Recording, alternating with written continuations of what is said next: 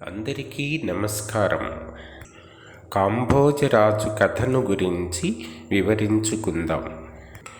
రాజుగారికి వైద్యం మొదలుపెట్టిన బాలవైద్యుడు 4 రోజుల తరువాత తన దగ్గర ఒక మూలిక అయిపోయింది, దానిని తీసుకొని వస్తే గాని మీ ఆరోగ్యం పూర్తిగా చక్కబడదు అని అంటాడు.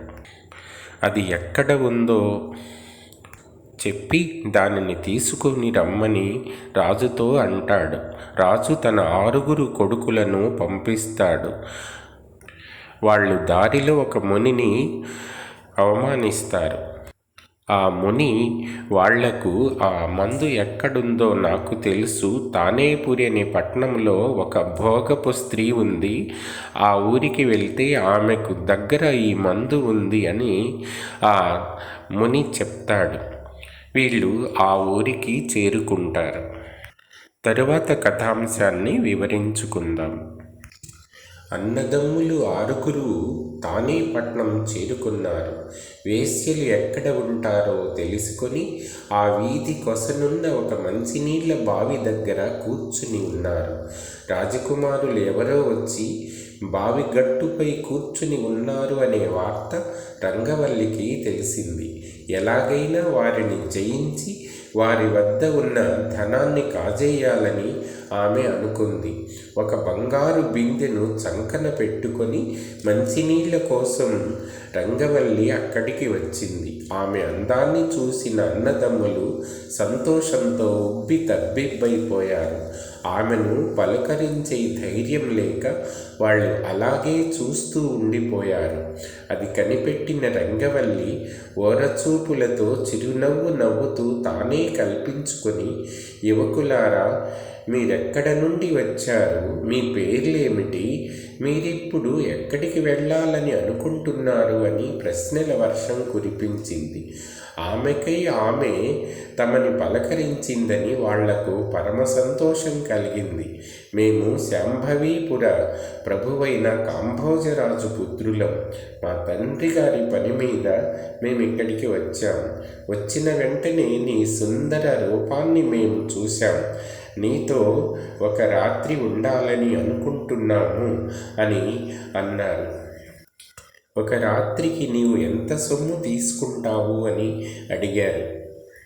రంగవల్లి వెంటనే మాట్లాడితే మానడు వరహాలు అని అంది. మా ఇంటికి వచ్చే వాళ్ళు ఎవరైనా సరే నాకు తెలిసిన 33 విద్యలలో నన్ను గెలిస్తే వారిని నేను గౌరవిస్తాను. ఓడిన వారికి తట్టా పారా ఇచ్చి నాకు సేవలు చేయించుకుంటాను అంది. నీ ప్రజ్ఞ మాకొక లెక్క కాదు అని వాళ్ళంటే, మీసమున్న మగవాళ్ళైతే మా ఇంటికి రండి అని సవాలు విసిరి ఆమె వెళ్ళిపోయింది.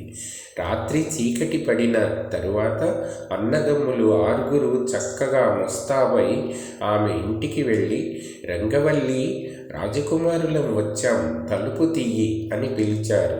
రంగవల్లి వారిని గౌరవంగా లోపలికి తీసుకుని వెళ్ళి ఒక మరల మంచంపై వాళ్ళని కూర్చోమని చెప్పి లోనికి వెళ్ళింది. వాళ్ళంతా టీవీగా ఆ మంచం మీద కూర్చున్నారు. కూర్చున్న వెంటనే ఆ మంచం పైకి లేచి గిరగిరా తిరుగుతూ వాళ్ళు కింద పడిన తర్వాత ఆగింది. ఇంతలో లోపలి నుండి వచ్చిన రంగవల్లి, ఇదేం మర్యాద? రాజపుత్రులు మంచం కింద దాక్కున్నారు. నా ప్రజ్ఞ ఎంత? నూనూగు మీసాల నవయువకులు మీరు తొలి పరీక్షలోనే ఓడిపోయారు. పోనీ ఈ బొమ్మల కుర్చీలపై కూర్చోండి, నేను ఆకు పోకలు తెస్తాను అని మరలా లోపలికి వెళ్ళింది.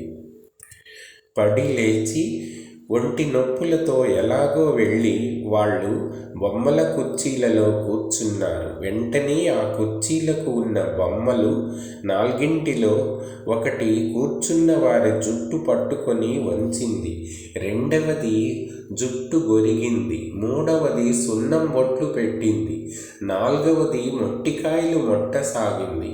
ఆ దెబ్బల్ని భరించలేక వాళ్ళు కుయ్యో మొర్రో అని అరుస్తూ, తల్లి రంగవల్లి, ఈ బాధలను మేము భరించలేము. నీ పరీక్షలో మేము ఓడిపోయినట్లుగా ఒప్పుకుంటున్నాం. మమ్మల్ని ఇంక ప్రాణాలతో బయటపడవెయ్యి అని బతిమలాడసాగారు. అయ్యో, కుర్చీలలో కూర్చోడానికి భయపడుతున్నారా?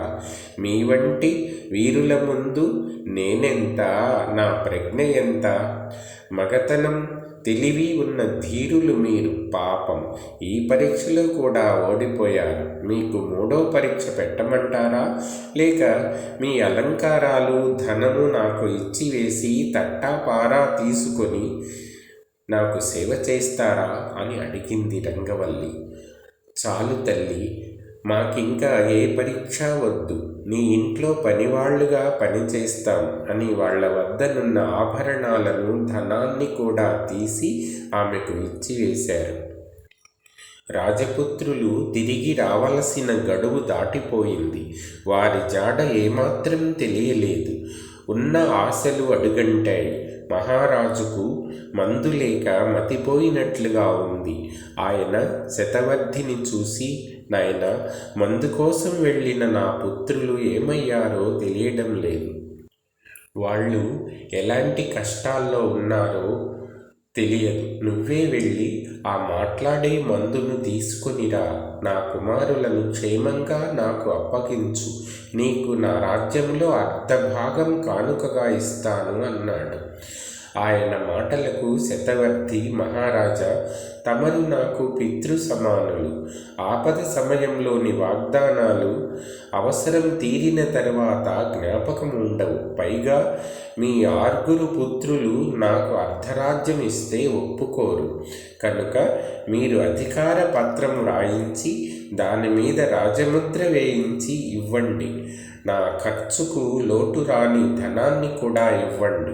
నేను పోయి మందుతో పాటు మీ కుమారులను కూడా తీసుకుని వస్తాను అని చెప్పాడు. కోరిన విధంగా అధికార పత్రాన్ని, ధనాన్ని తీసుకుని శతవర్ధి మందు తీసుకొని రావడానికి బయలుదేరాడు. సేవకులచే మోయించి తెచ్చిన ధనాన్ని, అధికార పత్రాన్ని శరాబందిలో ఉన్న తన తల్లికి ఇచ్చి, అమ్మా, నేను ఒక మందు తేయడానికి పోతున్నాను, నన్ను దీవించి పంపు అని కోరాడు. కానీ ఆ మందు ఎవరి కోసం తెస్తున్నది ఆమెకు చెప్పలేదు. మాణిక్యాదేవి, నాయనా, నిన్ను ఆ నాగేంద్ర స్వామి ఎల్లప్పుడూ కాపాడుతాడు. క్షేమంగా పోయి లాభంగా తిరిగిరా అని దీవించి పంపింది. శతవర్ధి తల్లి దీవెనలు పొంది మేలుజాతి గుర్రమునెక్కి తన ప్రయాణం మొదలుపెట్టాడు. ఎంతో దూరం ప్రయాణం చేసిన తరువాత భయంకరపురం అనే పట్టణాన్ని చేరుకున్నాడు. ఊరి మధ్యలో ఉన్న ఒక పెద్ద రాతి బండపై కూర్చొని అతడు విశ్రాంతి తీసుకుంటున్నాడు. దగ్గరలో ఉన్న రత్నాల మేడపై నుండి అతనిని చూసిన రత్నగంధి అనే కన్య పరుగున అక్కడికి వెళ్ళి, ఇది బ్రహ్మరాక్షసులు నివసించే ఊరు. వాళ్ళు నిన్ను చూస్తే చంపివేస్తారు. అదిగో ఆ ఎముకల పోగులు చూడు, అవన్నీ నీలాంటి వారిని చంపి తిన్న ఎముకలే. దయచేసి ఇక్కడి నుండి త్వరగా పారిపో అని అంటే, నీవు కూడా మనుష్య స్త్రీవే కదా, మరి వాళ్ళు నిన్నెందుకు చంపలేదు అని శతవర్ధి అడిగాడు. ఇక్కడికి దగ్గరలో ఉన్న ఒక గ్రామంలో ఒక బ్రాహ్మణ స్త్రీ ఉండేది. ఆమె గర్భవతి. ఆమెను నరభక్షిణి అనే రాక్షస స్త్రీ చంపి తింటూ ఆమె కడుపులో ఉన్న నన్ను మాత్రం చంపకుండా తీసుకొని వచ్చి ఈ మేడలో ఉంచి పెంచుతుంది. నాకు యుక్త వయసు వచ్చిన నాటి నుండి తగిన మానవవరుని కోసం ఎదురు చూస్తున్నాను. ఇక్కడి నుండి ఎలాగైనా బయటపడాలని నా కోరిక. నీకు ఇష్టమైతే నన్ను పెండ్లాడి నీతో తీసుకొని పో. నీకు నా పెంపుడు తల్లి నేర్పిన మంత్రాలన్నీ నేర్పుతాను అని చెప్పింది. శతవర్ధి అందుకు, లతాంగి, నా తండ్రి వ్రణమును మాన్పగల మాట్లాడే మందు అను ఔషధాన్ని సంపాదించాలి. నా 6 సోదరులను వెతికి పట్టుకోవాలి. ఈ పనులను పూర్తి అయ్యే వరకు నేను నిన్ను పెళ్లి ఆడడం కుదరదు అనగానే ఆమె, ప్రియసఖ, నీ పనులన్నీ పూర్తి అయ్యే మార్గాన్ని నేను చెప్తాను. ముందు నా కోరికను తీర్చు. నా పెంపుడు తల్లి వచ్చే సమయమైంది. నీవు ఆమెకు కనిపించకుండా చేస్తాను అని ఆమె చిటికెడు ఇసుకను మంత్రించి వానిపై చల్లింది. వెంటనే రాజకుమారుడు ఒక బంగారు బల్లి వలె మారిపోయాడు. రత్నగంధి ఆ బల్లిని తీసుకుని వెళ్ళి తన మేడలో జాగ్రత్తగా దాచి ఉంచి తల్లి వచ్చే సమయానికి వెక్కి ఏడవడం మొదలుపెట్టింది. అది చూసిన ఆ బ్రహ్మరాక్షసి, ఏం చిట్టి తల్లి, ఎందుకు ఏడుస్తున్నావు? నిన్ను ఎవరేమన్నారు? నీకు వచ్చిన కష్టమేమిటో చెప్పు తల్లి అని బుజ్జగిస్తూ అడిగింది. అందుకు రత్నగంధి, అమ్మ, నువ్వు పగలంతా నిద్రపోయి రాత్రంతా ఊర్ల వెంట తిరుగుతావు. నేను చిన్నదాన్ని, ఒంటరిదాన్ని. నీకు ఏమైనా ప్రాణాపాయం కలిగితే నాకు దిక్కు ఎవరు అని మళ్ళీ ఏడ్పు లంకించుకుంది. అయితే నన్నిప్పుడు ఏం చేయమంటావో చెప్పు తల్లి, అలాగే చేస్తాను అని ఆ రాక్షసి అంటే, నాకొక పురుషుడు కావాలి. అతన్ని నీవు ఏమీ బాధించకూడదు. ముందుగా నీవు నాకు ప్రమాణం చెయ్యి అని అడిగింది. రత్నగంధి, సరే, నీవు కోరినట్లే చేస్తాను. నేను చచ్చినంత ఒట్టు అంది ఆ రాక్షసి. అయితే చూడు అని ఆ బంగారు బల్లిని తీసి నేలపైన పెట్టింది. వెంటనే రాజకుమారుడిగా మారిపోయింది ఆ బల్లి. శతవర్తి అందచందాలను, వారిద్దరి అన్యోన్యతను చూసి మురిసిపోయింది ఆ రాక్షసి. ఈడు చోడు చక్కగా ఉందని తలపోసి, నా బంగారు తల్లి, చందమామ లాంటి చక్కని మగడిని ఎన్నుకున్నావు. ఇచ్చిన మాట ప్రకారం మీకిద్దరికీ పెళ్లి చేస్తానని ఆ రాత్రి తన బంధువులందరినీ పిలిచి శతవర్ధి రత్నగంధిల వివాహం జరిపించింది. అందరికీ గొప్ప విందు చేసింది. ఆ బ్రహ్మరాక్షసి తన అల్లుడైన శతవర్ధి రాజుకు మంచి మంచి రత్నాలను, బంగారు ఆభరణాలను, లెక్కలేనంత ధనాన్ని కట్నంగా సమర్పించింది. అతడు అక్కడ 3 నాళ్లు రత్నగంధితో ఆనందంగా గడిపాడు.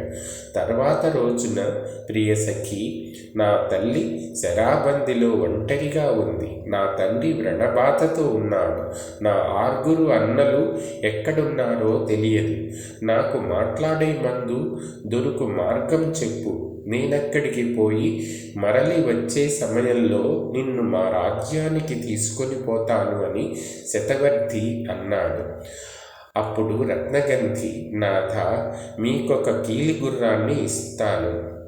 దానిపై కూర్చుని 7 సముద్రాలకు అవతల ఉన్న నాగభద్రాలయానికి పోవాలి అని తలుచుకోండి. వెంటనే అది మిమ్మల్ని అక్కడికి చేరుస్తుంది. ఆ గుడిలో నుండి యోజనగంధి మేడకు పోయే స్వరంగ మార్గం ఉంటుంది. ధైర్యంగా మీరు అక్కడికి పోయి కార్యాన్ని సాధించుకొని రండి అని తన మంత్రశక్తితో ఒక కీలుగుర్రాన్ని సృష్టించి అతనికి ఇచ్చింది. తరువాత కథాంశాన్ని ఇంకొక వీడియోలో చెప్పుకుందాం. ధన్యవాదాలు.